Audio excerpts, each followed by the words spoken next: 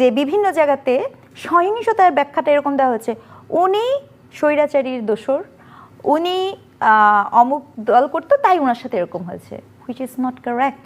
কেউ স্বৈরাচারীর দোসর হোক, দল হোক, তার বাসার ভিতরে ঢুকে পড়া, তাকে মারধর করা, মানিকগঞ্জে দুটো মেয়েকে একজন ভাই সেজে বেল্ট দিয়ে পিটাচ্ছে, সেটা ভিডিও হচ্ছে, অ্যান্ড দেন তারপরে তাকে ধরা হচ্ছে, এইটা একটা কন্টিনিউয়াস প্রসেসে পরিণত হচ্ছে। এটা একটা সামাজিক অসুস্থতা। সরকারের দায়িত্ব এই ইনস্টিটিউশনকে অ্যাক্টিভ করা, যদি না নেয় তাহলে সেক্ষেত্রে উপযুক্ত পদক্ষেপ নেওয়া।